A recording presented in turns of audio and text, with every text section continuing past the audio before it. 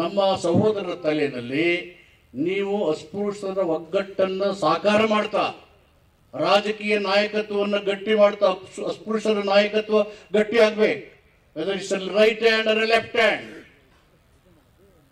ದಲಿತರ ರಾಜಕೀಯ ನಾಯಕತ್ವದ ಗಟ್ಟಿಯಾಗದೆ ಹೋದ್ರೆ ಸಮುದಾಯ ಅನಾಥ ಆಗುತ್ತೆ. ಸಮುದಾಯ ಅನಾಥ ಆದ್ರೆ ನಾವೆಲ್ಲ ದಿಕ್ಕಪಾಲಾಗ್ತೀವಿ. ಈ ಕಾರಣಕ್ಕೆ ಇವತ್ತು ಬಾಬಾ ಸಾಹೇಬ್ ಅಂಬೇಡ್ಕರ್ ಜಯಂತಿ ಮಾಡಿದ್ರೆ ನಮ್ಮ ಓಣಿಗಳಲ್ಲಿ ಅಷ್ಟೇ ಮಾಡಕ್ಕಾಯ್ತಿತ್ತು. ಜಾಗೃತಿ ನಾನು ಮಾಡಿದ ಮೇಲೆ ಕರ್ನಾಟಕ ಸರ್ಕಾರ ದೇಶದ ಮೂಲೆ ಮೂಲೆಗೆ ಸಂವಿಧಾನ ಮತ್ತು ಬಾಬಾ ಸಾಹೇಬ್ ಅಂಬೇಡ್ಕರ್ ವಿಚಾರಗಳು ಚರ್ಚೆ ಆಗ್ತಿದೆ. ಅಂದ್ರೆ ನಿಮ್ಮ ಹೋರಾಟದ ಶಕ್ತಿ ಎಷ್ಟಿದೆ. ಅದರಿಂದ ನನ್ನೆಲ್ಲ ಪ್ರೀತಿಯ ಸಹೋದರಲ್ಲಿ ನಾನು ಮನವಿ ಮಾಡೋದು, ಸಿದ್ದರಾಮಯ್ಯನವರು ಕಾಂಗ್ರೆಸ್ ಸರ್ಕಾರ 100ಕ್ಕೆ 100 ಬದ್ಧತೆಯಿಂದ ಒಳ ಮೀಸಲಾತಿಯನ್ನ ಜಾರಿ ಮಾಡ್ತೇವೆ. ಯಾರು ಹೇಳ್ದಂಗೆ ಅವ್ರು ಆಫೀಸ್ ಕೊಡದೆ, ಕಾರ್ ಕೊಡದೆ, ಸಬು ಬೀಳೋ ಪ್ರಶ್ನೆ ಬರೋದೇ ಇಲ್ಲ. ಅದನ್ನ ಮಾಡೋದೂ ಇಲ್ಲ. ಅದು ಇಷ್ಟು ಹೇಳ್ತೇನಪ್ಪ. ಇಲ್ಲಿ ಗೊತ್ತಿಲ್ಲ ಸುಮ್ಮನೆ ಮಾತಾಡ್ತಮ್ಮ. ಸುಮ್ಮನೆ ಗೊತ್ತಿಲ್ಲದೆ ನೋಡು, ನಾನು ಸೈಲೆಂಟ್ ಆಗಿ ಹೇಳ್ತಾ ಇದ್ದೀನಿ. ಎಲ್ಲರ ಮಾತನ್ನು ಕೇಳಿದ್ದೀನಿ, ನಾನು ಸೈಲೆಂಟ್ ಆಗಿ ಹೇಳ್ತಾ ಇದ್ದೀನಿ. ಮತ್ತು ನಾನು ಬದ್ಧತೆಯಿಂದ ಮಾಡೇ ಮಾಡ್ತೀವಿ ಅಂತ ಹೇಳಿದ್ಮೇಲೆ ನಿಮ್ಗೆ ಯಾರು ಮಾತಾಡಬೇಕಾದ ಅವಕಾಶತೆ ಇಲ್ಲ. ನೀವು ಚಳವಳಿ ಈ ವಿಷಯದಲ್ಲಿ ಚಳವಳಿ ಮಾಡಬೇಕಾದ ಅಗತ್ಯನೂ ಇಲ್ಲ. ಕ್ಯಾಬಿನೆಟ್ ಕೇಳಪ್ಪ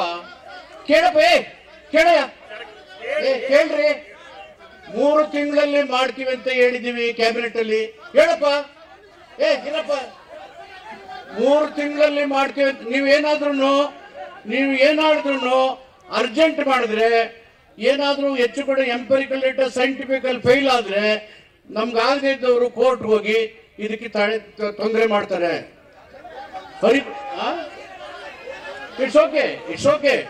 ಆದ್ರಿಂದ ನೀವು 30 ವರ್ಷ ಹೋರಾಟ ಮಾಡಿ 3 ವರ್ಷಕ್ಕೆ ಹರಿಬರಿ ಮಾಡ್ಬೇಕು, 3 ತಿಂಗಳಿಗೆ ಹರಿಬರಿ ಮಾಡ್ಬೇಕಾದಂತ ಅಗತ್ಯ ಇಲ್ಲ. ಕಾಂಗ್ರೆಸ್ ಸರ್ಕಾರ ಬದ್ಧತೆ ಇದೆ ಸಿದ್ದರಾಮಯ್ಯನವರಿಗೆ, ಕಾಂಗ್ರೆಸ್ ಸರ್ಕಾರಕ್ಕೆ, ಸಮಾಜ ಕಲ್ಯಾಣ ಇಲಾಖೆಗೆ ಖಂಡಿತವಾಗಿ ಒಳ ಮೀಸಲಾತಿಯನ್ನ ಜಾರಿ ಮಾಡ್ತೇವೆ.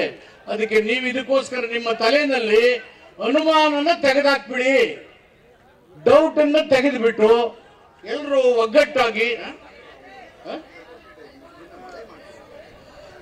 3 months ಅಲ್ಲಿ ಇದನ್ನ ಜಾರಿ ಮಾಡಬೇಕು. ಈಗಾಗಲೇ ಕ್ಯಾಬಿನೆಟ್ ತೀರ್ಮಾನ ಮಾಡೋದ್ರಿಂದ ನೀವು ಆರಾಮಾಗಿ ಮನೆಗೆ ಹೋಗಿ ಇದು ಜಾರಿ ಆಗೇ ಆಗುತ್ತೆ. ನಿಮಗೆಲ್ಲ ಧನ್ಯವಾದಗಳು.